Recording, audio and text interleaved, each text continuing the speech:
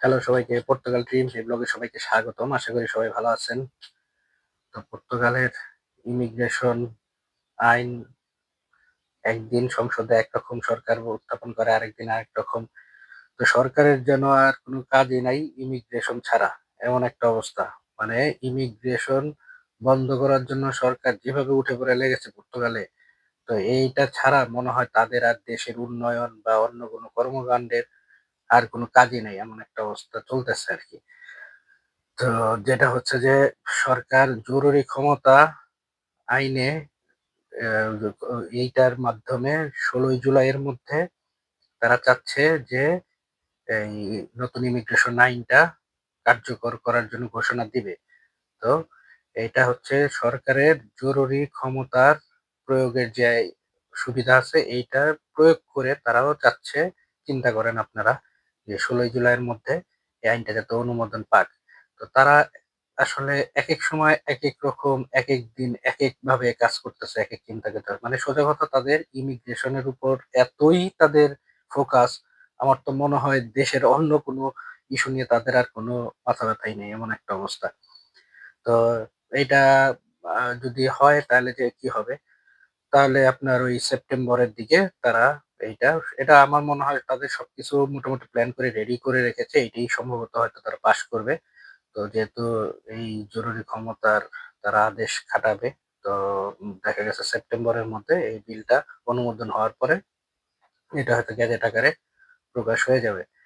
তো এই হচ্ছে বর্তমানে কন্ডিশন। এদিকে আপনার সোশ্যালিস্ট পার্টি তারা আসলে সরকারের এই বিষয়টা নিয়ে তারা খুবই ক্ষুব্ধ।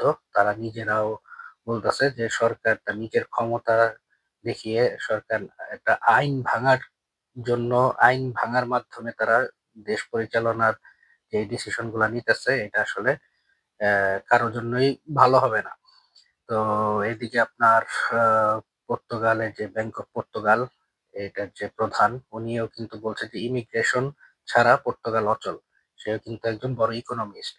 সো সেও এই কথা বলছে। তো আসলে আহ, বিরোধী দল যেটা কট্টরপন্থী, এরা আর হচ্ছে বর্তমান যে সরকার, এরা আসলে মিলে ইমিগ্রেন্টদের পিছে উঠে পড়ে লেগেছে, এমন একটা অবস্থা। আসলে জিনিসটা কি, বর্তমানে যে সরকার আপনারা হয়তো অনেকেই জানেন, এরা নিজেরা কিন্তু এই করাপশনের দায়ে মোশন সেন্সর হয়েছিল, এবং আবার নির্বাচন দিতে হয়েছে। তাদের নিজের বিরুদ্ধেও করাপশনের দায় আছে। তো তারপরেও এরা আসলে আহ, অন্য কিছুতে ডেভেলপমেন্টের ফোকাস বাদ দিয়ে মনে করেন যে ইমিগ্রেন্টের পিছে লেগে আছে, যে তাদের এখান থেকে কিভাবে কমানো যায়, বিতাড়িত করা যায়। তো এই ফোকাস গুলাইতেই তারা বেশি ব্যস্ত। তো কিন্তু ইমিগ্রেন্ট ছাড়া কিন্তু তাদের চলবে না, তারা এই জিনিসটা বুঝতেছে না। তারা একটা সুন্দর একটা ফরম্যাটে আনতে পারতো, কিন্তু তারা জিনিসটাকে একেবারেই নাগরিকত্ব আইন যেটা, তারপরে হচ্ছে ফ্যামিলি ইউনিফিকেশন থেকে শুরু করে সবকিছুই জটিলতা তৈরি করতেছে। শুধু কিন্তু এশিয়ানরা, আমি অনেকেরই ইউটিউব ভিডিও দেখি যারা হচ্ছে আপনার ইউরোপের অন্য দেশ থেকে এসে পর্তুগালে থাকে, বা আমেরিকা থেকে এসে থাকে, ইউকে থেকে এসে থাকে, যারা ডিজিটাল নোম্যাড আছে, তারাও কিন্তু আসলে জিনিসটাকে মানে একটু অন্যভাবেই নিতেছে। কারণ তাদেরও কিন্তু আমরা শুধু দেখি এশিয়ান কমিউনিটির পাসপোর্টের প্রতি যে আগ্রহ বা ন্যাশনালিটির প্রতি আগ্রহ, ইজি ন্যাশনালিটি, সেটা কিন্তু না। যারা অন্য দেশের তাদের আসলে ইমিগ্রেন্ট না, তারা বলে এক্সপ্যাক্ট। এক্সপ্যাক্ট হচ্ছে আপনার অন্য চামড়ার লোকজন আরকি। তাদের এক্সপ্যাক্ট তারা বলে। মনে করেন ইউকের বা আমেরিকার, তারাও কিন্তু এদেশে থাকে। ওই একটা টাইম পরে তারা একটা সেকেন্ড পাসপোর্ট পাবে। ইউরোপে ফ্রি মুভমেন্ট, ইউরোপের সুবিধাগুলো পাবে। এইটা ইজি ছিল পর্তুগাল। এই কারণেও কিন্তু তারা থাকে। এটা হয়তো আমরা অনেকেই জানি না। তো তাদের মধ্যেও কিন্তু এই টেনডেন্সিটা আছে, যে ইজিলি কিভাবে আরেকটা দেশের থেকে ওই দেশের সুযোগ সুবিধাগুলো পেয়ে, ওই দেশে পাসপোর্ট পেয়ে ট্রাভেলের ইটা পরিধিটা আরো বাড়ানো যায়। তো তারাও কিন্তু এই জিনিসগুলা নিয়ে কনসার্ন। তারাও কিন্তু বেশ অনেকেই ভিডিও করছে এটার ব্যাপারে। তারাও হতাশ। অনেকে লেখছে যে এটা আরকি টাইম টু লিভ পর্তুগাল, মানে তারাও পর্তুগাল ছেড়ে চলে যাবে এরকম চিন্তা ভাবনা করতেছে, এরকমও আছে। তো প্রচুর মানুষ আসলে পর্তুগাল ছেড়ে চলে যাবে। এখন আপনি কি করবেন? আপনি থাকবেন না চলে যাবেন? এটা অবশ্যই আপনার ব্যাপার। আর আমি যেটা মনে করি যে থাকা না থাকার ব্যাপারে ডিসিশন নেওয়ার ক্ষেত্রে যে গুরুত্বপূর্ণ জিনিসগুলা এখন আইন পাস হওয়ার পরে আসলে বোঝা যাবে। কিন্তু আপনাদের মেইনলি যাদের ইকোনমিক সলভেন্সি খুব বেশি দরকার, মানে আপনার আহ, মোটামুটি একটা সার্টেন অ্যামাউন্ট ছাড়া আপনি কোনোভাবেই আপনার ফ্যামিলি দেশে হোক এইখানে হোক যে আপনি মেনটেন করতে পারতেছেন না, তাহলে অন্য দেশে আপনাদের সুযোগ খোঁজা উচিত। কারণ পর্তুগালের যে কন্ডিশন এইখানে আসলে ভালোভাবে সার্ভাইভ করা ডিফিকাল্ট। আপনি খুব ভালো যদি জব করেন বা আপনি যদি খুব ভালো ব্যবসা করেন, আপনি থাকতে পারতেছেন, ঠিক আছে, কিন্তু আপনার এই সেম শ্রম বা সেম এফোর্টটা দিয়ে কিন্তু আপনি অন্য দেশে যেয়ে এর থেকে ভালো করতে পারতেছেন। এই জন্য আপনাকে রাস্তা আপনারই খুঁজে বের করতে হবে। তো অবশ্যই সেটা লিগাল ওয়েতে হইতে হবে। ইলিগাল ওয়েতে যে কাজ করে থাকা এটা আসলে ঠিক হবে না। আর যারা ফ্যামিলি নিয়ে থাকেন এখানে আসলে সবাই স্ট্রাগল করে আর কি ফ্যামিলি নিয়ে থাকলেও। কারণ যারা অল্প বেতনের কাজ করে তাদের জন্য আসলে কঠিন হয়ে যায় আর কি। তো আপনি সেভিংস করবেন কি, আপনি দেশে পাঠাবেন কি, আর এখানে আপনি চলবেন কি?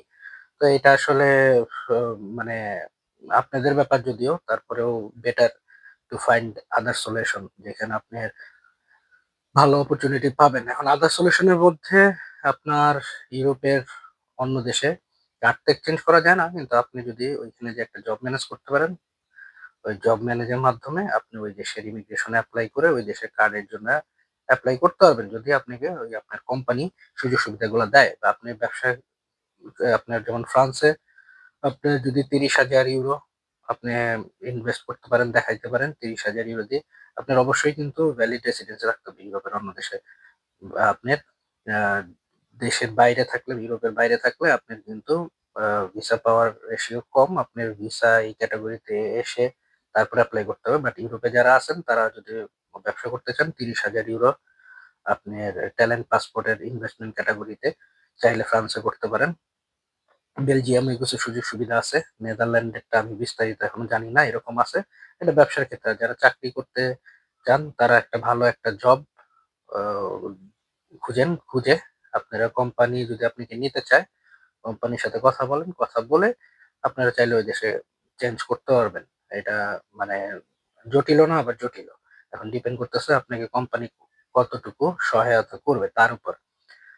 আর যাদের মনে করেন যে ৫ বছরের কাছাকাছি তারা যাদের চলে আসছে বা অল্প কিছুদিন আছে, তারা ওয়েট করতে পারেন পার্মানেন্ট কার্ড যেটা। পার্মানেন্ট কার্ডের ক্ষেত্রে কোনো আইন চেঞ্জ হয়নি। সো ৫ বছর পর পার্মানেন্ট কার্ড দিবে। পার্মানেন্ট কার্ড পেলে আপনি এমনিই যে কোনো দেশে যেয়ে থাকতে পারবেন ইউরোপের এবং কাজ করতে পারবেন। তো ওই ক্ষেত্রে আপনার কোনো বাধ্যবাধকতা নাই। সো টেম্পোরারি কার্ড যাদের তাদের ক্ষেত্রেই শুধু সমস্যা, যেটাকে টিআরসি বলে আর কি। তো পার্মানেন্ট যাদের তাদের তো ভালো, আর নাহলে ওয়েট করেন যদি খুব বেশি সমস্যা না থাকে, পর্তুগালে সার্ভাইভ করতে পারেন ভালোভাবে, তো চালায় যান, ৫ বছর পরে হয়তো মুভ করতে পারবেন। আসলে কেন থাকবেন কেন থাকবেন না, তো এটা আসলে একান্তই ব্যক্তিগত ব্যাপার। এটা অনেক কিছু আপনাদের ব্যক্তিগত সিচুয়েশনের উপর নির্ভর করে। আর তারা যেহেতু চাচ্ছে না, তো এতদিন তাদের দরকার ছিল, তারা আবার একসময় চাবে, এটা ধরেই রাখেন। আমি 95% বলে দিলাম, 5% খালি রাখলাম। তাদের আবার লোক লাগবেই একসময়, কারণ তাদের দেশে নিজেদেরই কাজ করার লোক নেই, তারা থাকে না। সো এটা আসলে হতাশাজনক। তারা আসলে কি কারণে এরকম করতেছে এইটা হু নোজ, তারা নিজেরাই হয়তো ভালো মতো জানে না। নাইলে একবার নমনীয় হয়, একবার সংবিধানের আলোকে ঠিক আছে কিনা এটা অ্যানালাইসিসে পাঠায়, এটা দেরি করে আবার জরুরি ক্ষমতা আইনে এটাকে পাশ করাবে, এরকম একটা অস্থিরতা তৈরি করতেছে। সো আলটিমেটলি মানে আপনার এই জিনিসটা শুধু শুধু পানি ঘোলা করতেছে আর কি। এবং ইন দ্য মিন টাইম যেটা হচ্ছে যে আপনার এইসব বেশি এই টপিকস নিয়ে আলোচনা করলে হেট ক্রাইম বেড়ে যায়। হেট ক্রাইম বেড়ে যায় বলতে যে আগুনে ফু দেওয়ার মতো আর কি। এখন মনে করেন যারা ইমিগ্রেন্টদের দেখতে পারতো না বা দেখতে পারে না মনে মনে, তাদের একটা আইনের ভয় ছিল বা তারা ওইভাবে কিছু করতো না, কিন্তু যখন এই ব্যাপারটা নিয়ে ব্যাপক আলোচনা হয় তখন কিন্তু ওই হেট ক্রাইমের সিচুয়েশন গুলো তৈরি হয়, বুলিং এর সিচুয়েশন গুলো তৈরি হয়। এগুলা কিন্তু তাদের আর উস্কায় দেয় আর কি। এই সোসাইটিতে। সো এইটাও একটা মানে মেইন প্রবলেম। এখন যদি অনেক বেশি মানুষ এই দেশ ছেড়ে চলে যায়, বিশেষ করে ইমিগ্রেন্টরা, সো গুটি কয়েক যেসব মানুষ থাকবে তারাও হয়তো সাফার করবে। কারণ দেখা গেছে তখন আ যারা লোকাল আছে তারাও হয়তো বিভিন্নভাবে অ্যাপ্রোচ করতে পারে। এটা অস্বাভাবিক কিছু না। আমি অনেক দেশই দেখছি ইউরোপের। বাট আমার কাছে মনে হইছে পর্তুগালে এই প্রবলেমটা বেশি। মানে তারা একটু অন্য চোখে দেখে ইমিগ্রেন্টদের। তারপরে ক্ষেত্র বিশেষে ভালো আছে। ভালো তো অবশ্যই সব দেশেই আছে আ কম বেশি। কিন্তু আমার কাছে আমি নিজেও সাফার করছি কিছু ক্ষেত্রে। আমার কাছে এই কারণে মনে হইছে যে ইউরোপের অন্য দেশের থেকে এই দেশের আ আপনার এই প্রবলেমটা একটু বেশি। তো তাদের দেশ, তাদের ইকোনমি তারা বুঝবে। জয়ের মতো কথা বলতে হয় আরকি আওয়ামী লীগের। সো আপনার আপা যাওয়ার পরে যেটা বলছিল আরকি যে, "এখন আপনারা বুঝবেন।" ওই অবস্থা আরকি। এখন পর্তুগালের তারা বুঝবে, তারা কি করবে না করবে এটা আসলে তাদের দেখার বিষয়। এটা আসলে ইমিগ্রেন্টদের দেখার বিষয় না। আপনি আমি চাইলেই কি, না চাইলেই কি। সো এইটাই হচ্ছে কন্ডিশন। তো একটু মজা করলাম আরকি। তো যাই হোক, এখন যারা আসতে যাচ্ছেন, না আসা ভালো। আসতে পারেন যদি আপনার ঐরকম ভালো জবের অফার পান বা আপনি ঐরকম আ কোয়ালিটিফুল লাইফ লিড করার মতো সুযোগ থাকে, আসতে পারেন। এই দেশেও মানুষ থাকতেছে, এই দেশেও ব্যবসা-বাণিজ্য করতেছে যারা আছে, চাকরি-বাকরি করতেছে, জীবন চলে যাচ্ছে, জীবন চলছে। এখন অস্বাভাবিক কিছু না। তো মানুষ তো থাকতেছে। ওই হিসাব করে যদি আসেন, মানে একটু মোটিভেটেড হইতে হবে। একটু না বেশি মোটিভেটেড হইতে হবে। এইটা কোপ আপ করার জন্য। তো এই জিনিসগুলা মাথায় রাখবেন। তো অনেকেরই পর্তুগাল ভালো লাগে। আমার কাছেও ভালো লাগে। ন্যাচারালি খুবই সুন্দর দেশ। ওয়েদার খুবই ভালো। ট্রপিক্যাল টাইপের ওয়েদার। ট্রপিক্যাল না যদিও, ট্রপিক্যাল টাইপের বাট ওয়েদার খুবই ভালো। ন্যাচারাল বিউটি এটা বলার অপেক্ষা রাখে না। তো কিন্তু ইনকাম ওয়াইজ আপনার স্ট্রাগল করতে হবে। এইটা ক্ষেত্র বিশেষে সবার ক্ষেত্রে হয় না। তারপরেও আল্টিমেটলি দেখা গেছে যে একটা ইকোনমিক প্রভাব তো পড়েই। এটা আপনার ইমিগ্রেন্টরা কিন্তু অনেক জায়গাতে ইনভেস্ট করছে, ইনভেস্ট করে। তারা এটা আপনার হয়তো যারা বাংলাদেশ বা অন্য দেশ থেকে দেখতেছেন অনেকেই হয়তো জানেন না কি পরিমাণ তাদের ইনভেস্টমেন্ট। বিশেষ করে আমাদের দেশের কমিউনিটির লোকজনের কিন্তু হিউজ পরিমাণ ইনভেস্টমেন্ট। অনেকের আছে আমি অনেককেই চিনি। তারা আনবিলিভেবল রকমের টাকা ইনভেস্ট করছে এই দেশে। তো ব্যবসা-বাণিজ্য করে ভালো আছে সবাই। সবাই না হইলেও মোটামুটি কম বেশি যারা ইনভেস্ট করছে তারা কম বেশি সবাই ভালো আছে। তো অনেকেই দেখা গেছে হয়তো ব্যবসা-বাণিজ্য আছে এই দেশে হয়তো থাকে না। ফ্যামিলি হয়তো অন্য দেশে থাকে। ইউরোপের যে দেশের লাইফস্টাইল ভালো ওই দেশে থাকে। তো এই দেশে ব্যবসা-বাণিজ্য আছে। তো এরকম বহুত মানুষ আছে। আর ওইটাই বললাম যে তারা যেটা ১০ বছর করতেছে এটা করলে আসলে আমার কাছে মনে হয় 90% মানুষই চলে যাবে যাদের মানে এখন সুযোগ আছে। যাদের কাছাকাছি হয়েছে অনেকে হয়তো পার্মানেন্ট কার্ডটা নিয়ে অন্য দেশে যেয়ে কাজ-টাজ করবে। কারণ দেখেন ইউরোপে কিন্তু এখন সব দেশেই ইমিগ্রেশন খুবই টাইট। আপনি এখন ইউরোপের কোনো একটা দেশ পাবেন না যেখানে ইমিগ্রেশন সোজা। স্পেনেরটা বলে কিন্তু স্পেনেরটা সময় সাপেক্ষ। স্পেনেরটা এমন না যে সাথে আপনি কিছু দিয়ে দিচ্ছে। আর যেহেতু টাইট কন্ডিশন, এই টাইট কন্ডিশন এর মধ্যে আপনার চিন্তা ভাবনা করতে হবে বুঝে শুনে এবং ইউরোপের সব দেশেই কিন্তু কম বেশি লোকজন লাগে, মানুষজন লাগে, কাজের লোক লাগে। আর যারা যে পর্তুগালের যারা বলতেছে যে ইমিগ্রেন্ট হটাও ইমিগ্রেন্ট বা একটু নাক-উঁচা করে আপনার দেখতে পারতেছে না এরকম যে কন্ডিশন হিসেবে কিন্তু এই দেশের মানুষও ইউরোপের মধ্যে প্রচুর ইমিগ্রেন্ট। মানে পর্তুগাল থেকে অন্য দেশে যারা কাজ করে তারাও তো ইমিগ্রেন্ট পর্তুগিজরা। তো তাদেরও কিন্তু আবার ওই দেশের অনেক মানুষই দেখতে পারে না। এটাই কিন্তু ট্রু। তখন তারা মনে বলে যে, "কি ব্যাপার তোগো দেশ ছাইড়া এই দেশে আসছিস কি করতে?" তো তারাও কিন্তু এটা দেখতে পারে না, অনেকেই আছে। সো এইটাও তাদের বুঝা উচিত। তারাও অনেকেই আছে।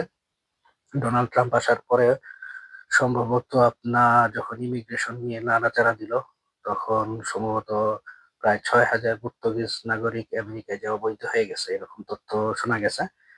তো তারা আবার কিভাবে অবৈধ হয় এটাও একটা কথা। কারণ নরমালি দেখা গেছে আমেরিকা একটা সার্টেন টাইম পর্যন্ত ওই পাসপোর্ট নিয়ে থাকতে পারে। খুব সম্ভবত ৩ মাস এরকম বা ৬ মাস, ৩ মাস, খুব সম্ভবত ৩ মাস। তো ৩ মাস পরে আপনার আবার দেশে ব্যাক করতে হবে। তারা হয় ৩ মাসের বেশি হয়তো ছিল নরমালি, এই কারণে তাদের ওভারস্টে হয়ে গেছে। তো এই হিসাবে মানে ইলিগাল হয়ে গেছে। তো তারাও ইলিগাল হয়ে যায় বিভিন্ন দেশে যেয়ে। এটা অস্বাভাবিক কিছু না। তো এইখানে অনেক কিছুই মানে তাদের বোঝা উচিত। তারাও যখন আরেকটা দেশে যায় তারাও কিন্তু ইমিগ্রেন্ট। অন্য দেশে যারা কাজ করছে বা করে এটাও তাদের বোঝা উচিত। তো ওই দেশের মানুষও কিন্তু তাদের পছন্দ করে না। বাট আল্টিমেটলি দেখা গেছে স্কিন কালারের কারণে খুব বেশি ঐরকম সমস্যা হয় না। এটা আছে। আহ আমাদের ফ্যামিলি ফ্রেন্ড আছে ব্রিটিশ একজন। আমি দেখছি যে ফ্রান্সে তারা যখন রিলোকেট করে ইউকে থেকে, তারা ফ্রান্সেও খুব সমস্যার সম্মুখীন হইছে।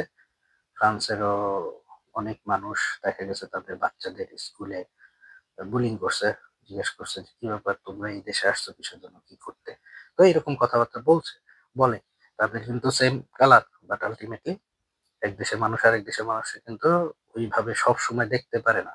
মানে এটা সব ক্ষেত্রে সত্য না। আমি যেটা বলতেছি ভালো খারাপও আছে। কিন্তু এই ধরনের একটা আপনার মানে মানসিক চাপ নিয়েই কিন্তু আপনার চলতে হবে।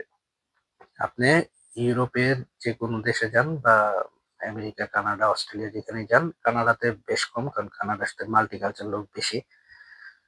তো আপনার দেখা গেছে যে কানাডাতে আইন কানুন অনেক কড়া। আপনি হেট ক্রাইম খুবই তারা অনুযায়ী নেয়। সিরিয়াস অফেন্স হিসেবে নেয়। তো এই ধরনের সম্ভাবনা কম। বাট আল্টিমেটলি ইউরোপে বেশ কিছু দেশে আছে। এই ক্ষেত্রে দেখা গেছে যে আপনার খুব বেশি কিছু করার থাকে না অনেক সময়। মানে আপনি মুখ বুজে সহ্য করে নিতে হয়। তো এইটাই হচ্ছে কন্ডিশন। কিছু ক্ষেত্রে আপনাদের চেষ্টা করা উচিত। ওই দেশের কালচার কিভাবে ওইটা একটু জানা বুঝা, ওই দেশের মানুষের সাথে ওইভাবে চলা বা ট্রিট করা। আ আর্গুমেন্টে না যেয়ে শুধুমাত্র মনে করেন যে আপনি দেশে যেভাবে চলতেন ওইভাবে না চলে যেভাবে এই দেশের মানুষ চলে ওইভাবে চলার চেষ্টা করা উচিত। মনে করেন গলায় কথা ময়লা, থুতু, কফ সরাসরি রাস্তার মধ্যে না ফেলে জায়গা মতো ফেলা। উচ্চ স্বরে ট্রেনে বা পাবলিক প্লেসে বা বাসে ফোনে কথা না বলা, টিকটক না দেখা। এই দেশেরও মানুষ দেখে আমি দেখছি। এটা আসলে বলে লাভ নাই। এই দেশে বিশেষ করে আপনার এই দেশের যে ইমিগ্রেন্টরা আছে অনেকে আছে ব্রাজিলিয়ান, অ্যাঙ্গোলা, তারপরে আপনার যারা পিএলসি বলে পর্তুগিজ ভাষাভাষী দেশ তারাও কিন্তু আসলে অ্যা তাদের মতোই চলে। তো আমাদের দেশের মানুষদের মতোই তারা চলে রাস্তাঘাটে। তো এইরকম কন্ডিশন আছে। আসলে অরিজিনাল পর্তুগিজ ভালো-মন্দ সব মিলেই আছে। তো এইটা মাথায় রাখতে হবে।